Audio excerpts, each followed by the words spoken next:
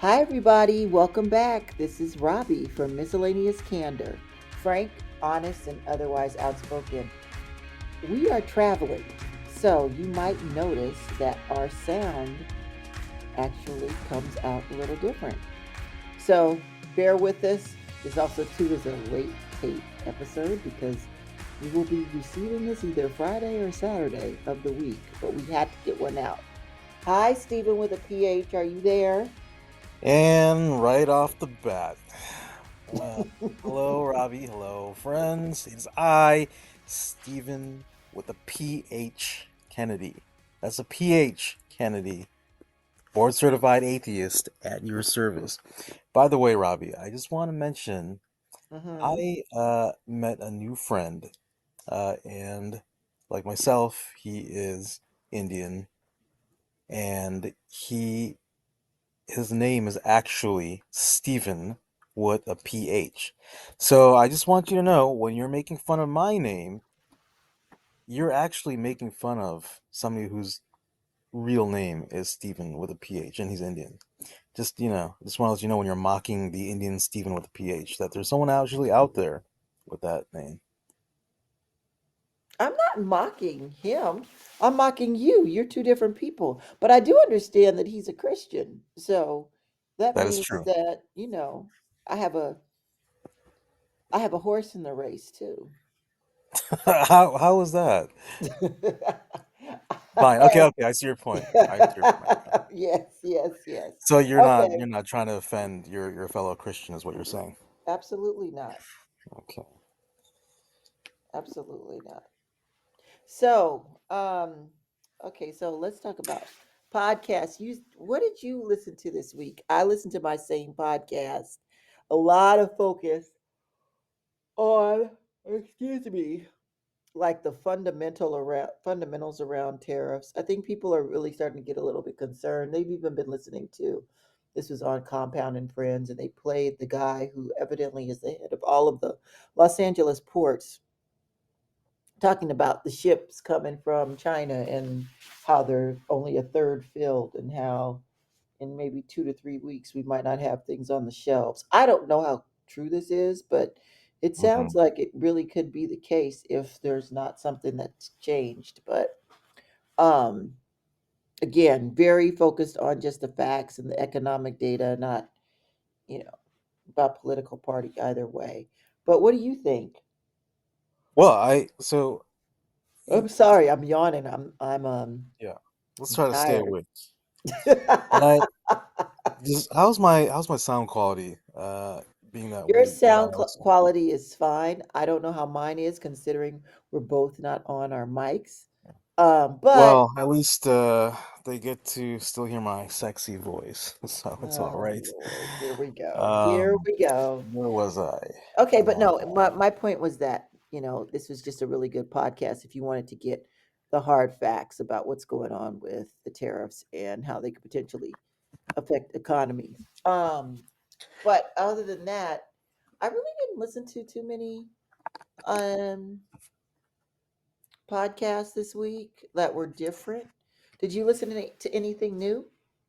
I did, but just to go back to what you were saying, about that Hmm. topic about shortages, I was actually I think it was CNBC. I was listening to an interview with Hmm. the director of the Port Authority for Los Angeles, Yeah, and that's he what I was was just talking. talking about. Did you hear me say Oh, that before? You didn't weren't listening. of course I was listening. That's what I was just saying. I never But go on autopilot when I'm talking to you, Robbie. Come yes, on. you do. Yes, you No. do. Because yes, we're not going to talk about the capacity to listen to what people say versus the capacity to listen for space to where it's your turn because you're not really paying attention. You're just listening That's for the that's so space so that hurtful. you can Wow. talk Wow. um, I can't your believe this. turn. I know these are things that people say about the difference between people who are really good listeners versus people who just listen for their time to talk. Okay. Are we done? Can we Yes, we what are what were we talking about? done. You're talking about how you were mentioning you listened to the LA um, head of the ports of LA, and I was saying that I mentioned that they played him on Compound and Friends, and clearly you didn't hear that part because you were saying you saw him on CNBC. So what were you going to say he said? It'll be interesting for people to hear if you say that he said exactly what I said in the beginning. I'm just gonna skip over that part. I think, but so the point is, just like you, I think these are I know these are very credible sources. So I have no doubt. The problem is there's a lot of people that believe people who claim to be experts, like, for example, our current administration, our current president. They are not the experts. The experts that you and I are listening to are the true experts that really understand the economy and tariffs and how that affects global the everything what Trump is doing, how it affects the global economy and global trade. They are the experts. They live it, they breathe it. So to our audience, please listen to the real experts, not the people that are put in very public high positions without any true experience on this subject matter. Okay. So what other podcast did you listen to? I listen to so I'm a big fan of Jason Bateman. Do you like Jason Bateman? I was yawning, so I was on mute. Yes, I actually do like Jason Bateman. Been Okay, in a couple of good Netflix shows. right, right. Hmm. And for all of the people from the that grew up in the 80s, he was actually on a show called The Hogan Family, which is a sitcom. His sister is Justine Bateman, who was the older sister on Family Ties. But he's a terrific actor, movies and TV shows. But I really I really like the fact that he's always playing the everyday, quirky, funny guy. He's not trying to be like a superhero. He's not trying to be a movie star, right? He's trying to play a normal guy.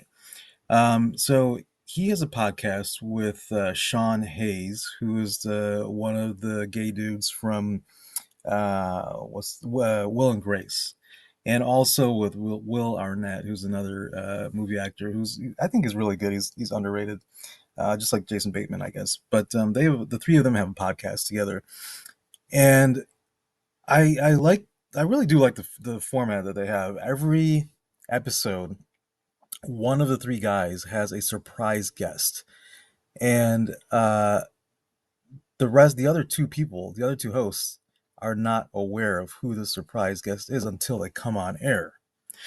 So I thought it's an interesting formula, and I the thing is I really wanted to like this podcast, but um, I I felt like it it didn't give me anything to that was educational for my own development, and I feel like you know, hanging out with you, Robbie, I feel like you've made me a podcast snob. You've turned me into a podcast monster, and I Okay. feel like, you know, I feel like I used to just listen to fluffy podcasts for the entertainment value, and now I'm looking for educational value.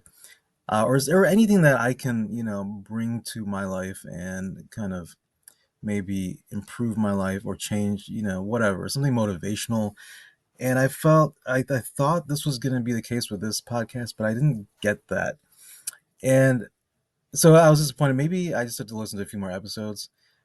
Yeah, I But think you should give it a chance. It's a pretty yeah, good podcast. It's top rated, and also too, I don't know. why I don't mean, you I listen to like it the too? And I fluff. want you to tell me. Okay, I will. I mean, I've listened to it before, but I will listen to another episode. Maybe I'll listen to the episode that you listened to and see what I think about that. What you know the number? Oh goodness. Excuse me? You You're know not sleeping, the right? no, I'm just really tired. I had a long day.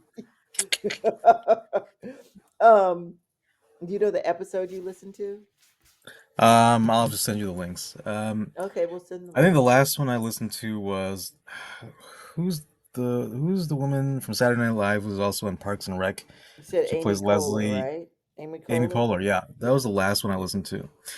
So Okay. even though I liked the formula where they have a surprise guest where two of the three, one person brings on the guest and the other two don't know about it. But I think that might also be the downfall of it. And like I said, like you said, this is a top rated podcast. So this is my personal opinion, and usually I'm right. But I feel like that might be a problem there because the other two people are not prepared to ask the best questions, right? So if they knew ahead of time who the guest is, Mm, maybe they could develop better questioning. got it. Okay. Well, that That's makes my thought. sense. That makes sense. So you feel like they're going off the cuff a little bit because the person is a surprise guest. Yeah, yeah. And Oh, I feel like if okay. they had a little time to prepare, if they knew who it was, it could be better. Interesting. Okay, that's actually some good feedback. But I guess too, maybe they want to have that surprise focus, but who knows? Um, Yeah, yeah. I'll have I, to you know, listen I to it. like I I'll have to um, listen to it. yeah. Let me know what your thoughts are. But the other thing, maybe it's just top rated because you got these specific guys. That could be the reason too, right? Maybe it's not a great podcast, but you got these three really good entertainers. I That's mean, very true. That's and very look at true. Jeff Jeff Bridges, no, Jeff Daniels podcast, right? I mean, you know how much I hate Jeff Daniels podcast, but He's not. I cannot believe he's we're going back to Jeff I'm Daniels. just he's boring as fuck. He puts you Why in a do you not like puts this you in a man? coma. Oh my goodness. Okay. But it's highly rated because he Jeff, is Jeff Jeff, Daniels. I don't have a problem with you if you're listening to this. If you ever listen to this, no issues here with Robbie Jeff. I Only you know Stephen with a PH.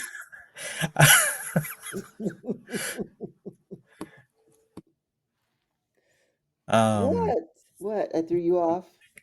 no, I yes, you did actually. I just lost my train of thought. Okay, well, let's talk about AI. Let's talk about AI. Let's talk Um, about AI. well, you know, so one thing I found interesting in terms of AI is how AI chat bots are a big thing right now, and now AI agents. And we were talking about this earlier podcast as well, earlier episode, where AI agents are really becoming another big thing where you're not only getting responses from AI, but they are actually carrying out multiple functions for you. So it's like an assistant. And Yep. now there are travel platforms that are adopting AI agents. So, Hmm. for example, if you go to Kayak, uh, have you Yeah. used Kayak before? I have used Kayak before. So all of their customer support is now AI agents? Well, not all of it. Apparently, about 50% of their users get access to it, but they're about to roll it out for 100% of their users, I think, this month. So, Does this mean that but they're not going to have people anymore if you were to reach out to them? no, they will. But Oh, what they okay. are able to do is reduce the amount of interaction needed by an actual person on Got the, it. the Got it. platforms. And so, um, what you can do, so for Kayak, sorry, I think yeah, I think it was Kayak that's going to be rolling out to 100% of their users. It might be another Hmm. platform, but I think it's Hmm. Kayak. Um, but you can no, I think it was another platform. Regardless, Kayak is rolling it out, but their Okay. goal is that when you right now, if you go to Kayak, very often Hmm. you are taken to the website of the actual travel company. So, for example, if I'm looking at a flight for Delta. Yes. I find the deal on Kayak, and then I'm taken to the Delta website, right? Yes. And it requires me to take extra steps, right? And it's kind of frustrating, kind of confusing sometimes because they're, you know. But what an AI agent would be able to do is would be able to book the flight for you, right? And it'll help you with travel planning. So it's kind of it's kind of seamless process for people. Got it. Okay. All right. So Well, I it'll be interesting to see, considering they're talking about how much compute power they're going to need for all of these agents, and when all of these agents become two, four, five, tenfold within an organization, and then as they develop more reasoning capabilities, then the reasoning capabilities takes more tokens, and the tokens take more processing power to um, implement in a lot of these data farms. So I don't know.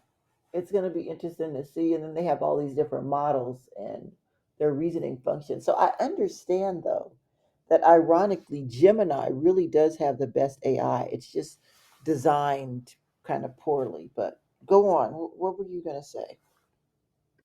um so I just looked this up. It's Airbnb that's rolling out AI chatbots customer service to 100% of their users this month. That makes Um, sense. Yeah, and so and that's not AI agents. Those are chat bots for customer service. Mm-hmm. And so that greatly, whether it's Airbnb, there are other platforms, other travel platforms that are also using chatbots, AI chatbots specifically. So, Yep. this is very different from the typical chatbots that we're used to, right? You go Mm-hmm. to any website and you got these garbage chatbots uh, from, with with developed the by link. Salesforce. No offense to Yes. my friend who actually developed the chatbot at Salesforce. You got these shitty chatbots that are used on different companies on their websites, and it's basically frustrating and annoying. Um, it kind of is repulsive, and you don't want to do business with the company that's putting out those chatbots to try to get rid of you. It makes you feel like they're using a garbage chatbot so they don't need to talk to you because they're not interested in helping you. That's what it feels like to me as a customer when I go to these websites and you're dealing with a regular chatbot. But Well, AI Stephen, chat, I mean, I have to say, why don't you tell us how you really feel about chatbots? sure. Just Um, kidding. Wow, that so, was a but lot. I can't. Your friend created the chatbot in Salesforce, and you called it garbage. she's not gonna listen to this. It's okay. Okay. Or I mean, I'm gonna actually make sure she doesn't listen to Okay. this. Let's hope he I'll doesn't say, hey, listen to don't it. listen to this episode. It's really shitty. It's a crappy episode. Don't listen to this one. That's Oh what I'm my going to tell her. God. Okay. Is there anything else from AI's perspective that you want to talk about this week? No, but so I just going back to that real quick. You So the said AI, no. There's nothing else. You only want to talk about chatbots for AI this week. yeah, I'm excited about this. Is that Okay, okay, keep Robbie? I going. feel like you're That's trying to push. fine. I feel like you're trying to push me down. Like No, I'm not trying to push you down. I'm just trying to make sure that we are, get all we can out of this topic. So double down, go into the chatbot world. so. Regular chatbots, garbage. AI Mm-hmm. chatbots, which a lot of travel platforms have rolled out. Uh, Mm-hmm. Airbnb currently has it for available for 50% of their users. They're going to have it for 100% of their users this month. Mm-hmm. And then AI agents, which is something that sites like Kayak are going to use pretty soon. That's going to Got be it. make it a seamless process. So it's going to be interesting. I just I love using these travel platforms, so I'm excited about it. But it's good for the companies too, right? Because they get to save a lot of money in hiring people to do customer service, which also brings me to another point is that where do what's your thoughts on where this is all going in terms of how is this going to affect job loss, right? I mean, you think about all the different ways AI is and will be used, and it seems like it's going to have like a snowball effect the way it's going. Well, yeah, I mean, I think it's clear that AI is going to have a snowball effect and it's implementing things that are removing jobs. I mean, you can see it today. I mean, companies are hiring less, they can do more with less. They're training their employees to utilize AI within the organization to streamline workflows and processes that may have been normally done, in the background with somebody building things. Now they're really encouraging people to download and use different AI tools to speed things up internally, which is interesting because it's almost like if you do that, then you're getting AI training, on the job training for AI, but you only will get that if you work at a company where AI, or a tech company where they're doing that. So I find that interesting too, in terms of like there's this small dynamic of people that are learning all of these things, kind of locking other people out if you're not in it at the time. Um, so there's that part. But also too, I just think that I don't think people really know what's going to happen. I mean, you've seen solutions where people have implemented it and people have gotten laid off, and then you've seen solutions where people implemented it and it's just augmented their job. So I don't Hmm. know if we really know what's going to happen. I mean, there's that video of Eric, what's his name, the guy who used to be the founder of Google, and I think it's horrible that I cannot remember his name. I'm going to look it up because this is like he's like the godfather of this stuff. Where's his name? Um, Eric, hold on. Eric Schmidt. So Eric Schmidt has a video out right now where he's talking about, how quickly AI is going to become reasoning capable in terms of basically being a superhuman. They said like even almost now they have some AI tools, and even using ChatGPT, particularly the one that you pay for, that it can do. It's going to be, or it's very close to your top level graduate student who's a mathematician for math, which is Wow. crazy. I know, right? That's super crazy. And a lot of the other sort of levels of where people are. So, people can use this in class. They can use this stuff to, if they do the right prompting and ask the right questions on how to build things. I mean, the GPT can build graphs and reports and study guides and all these things for a variety of different classes that are very difficult and labor intensive that people used to have to do just kind of on their own. So I don't know. I mean, I don't know. I don't think anyone really knows. I think what's the underlying issues, people are afraid of the speed at which this is growing, the speed at which this doesn't have any sort of policy protections or guardrails or any abilities to stop it from happening so quickly. And I think there's Hmm. another group of people who, there's people who are using it, and then there's people who are just like going about their daily lives thinking, well, it's not touching me yet, so it's not really a thing, but it's going to. Yeah, in some So way or I another, feel, it will. yeah, yeah, and I guess I feel too. I kind of have, my heart goes out to the people in school now, particularly in college, because all of this stuff is changing so fast in real time.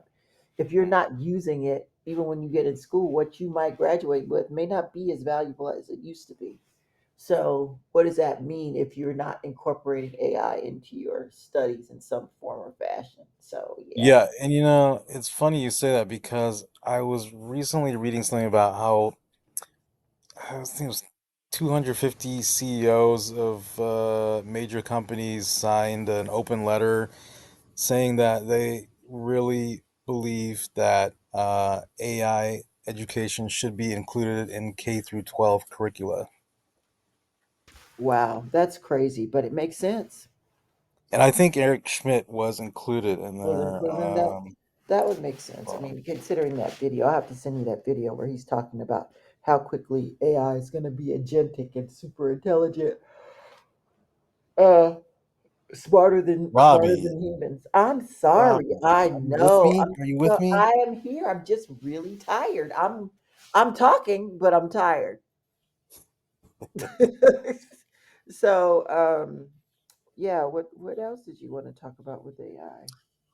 Hold on one second.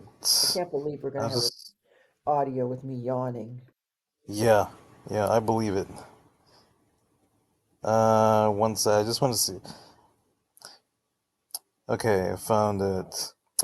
More than 250 CEOs signed an open letter published in the New York Times on Monday, calling for AI computer science to be core components of K through 12 curricula.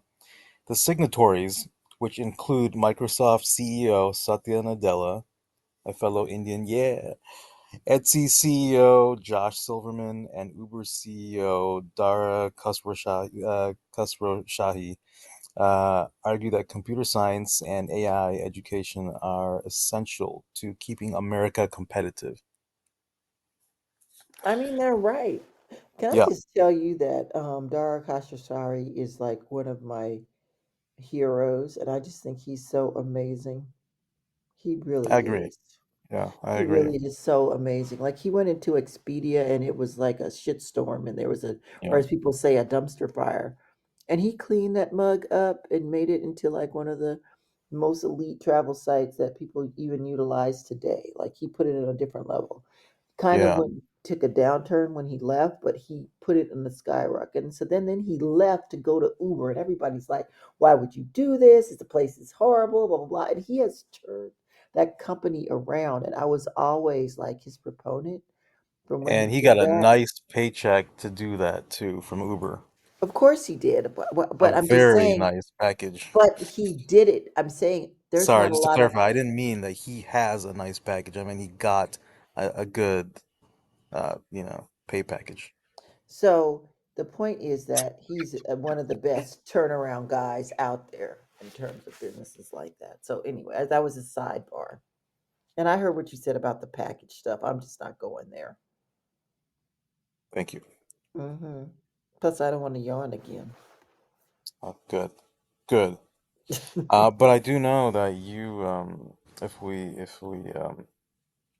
want to talk about packages, I know that you had some stuff to talk about P. Diddy, didn't you? Oh my God.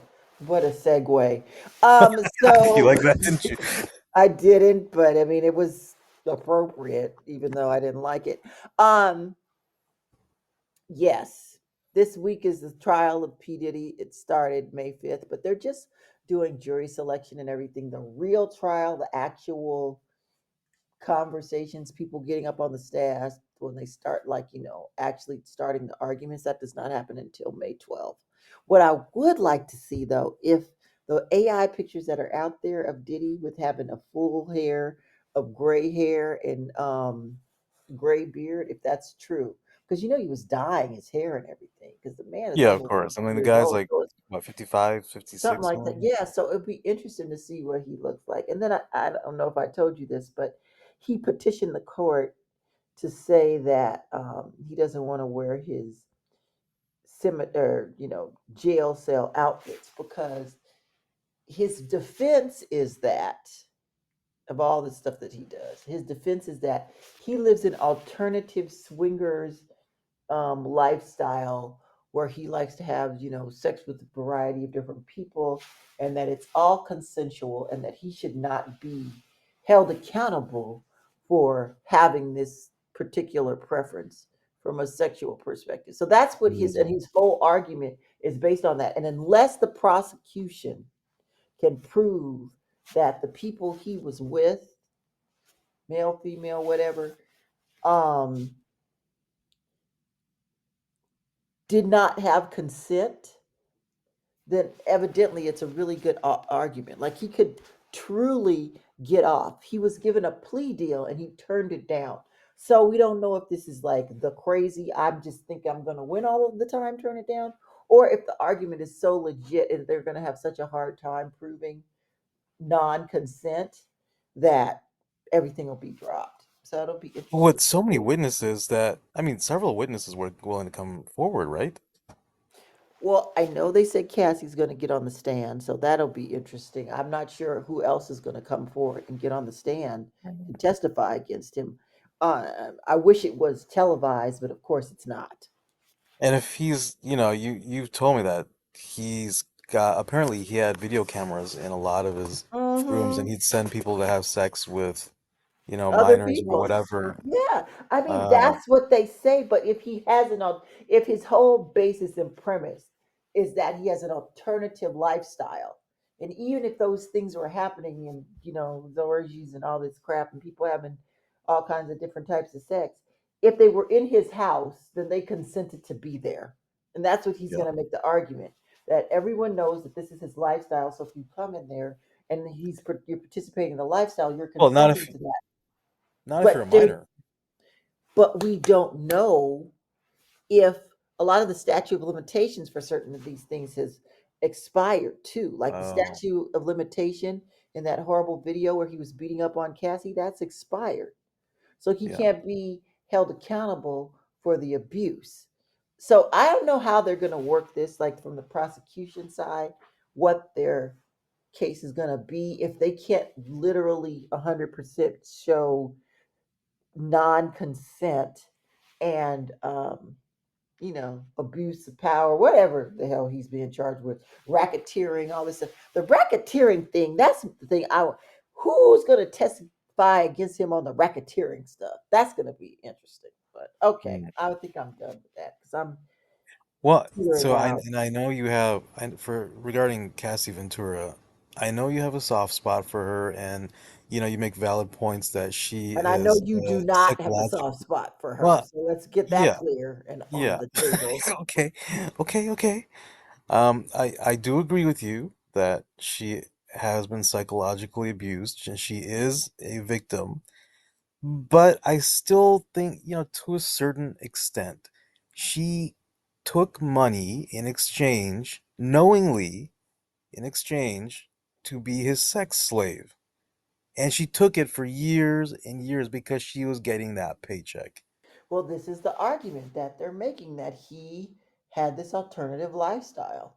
Yeah, And so they're going to be able to make the argument that you're making in that whole outline, right? yeah, Around yeah, that. So that it becomes, well, if she and then they're probably going to say her consent was based upon the lifestyle that he gave her. yeah. So then I mean, there's no like, but I think people are a little bit more um attuned to these situations and how people can be psychologically manipulated and basically led down a certain path by somebody they're in a relationship based on that other person's agenda. And if they're weak minded or they just want to have like someone in their life or love, or they feel like, um, you know, there's things holding them into that situation, then they may or may not want to leave. But that doesn't mean that the situation's not abusive and toxic. It's just a matter of, is that abuse and toxicity something that can be charged under a certain statute yeah. in the law? And so that's where it becomes a question. So I don't know. It's going to be interesting to see them try to make this argument and see if he can say, yeah, I beat my girlfriend, but she got a Gucci bag, so we're all good. And yeah, yeah.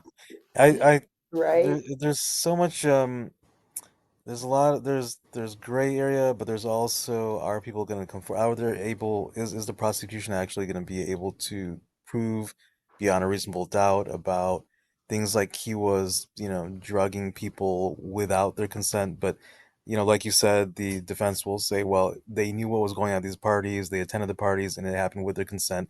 They took whatever drugs or whatever, they had sex with their own consent.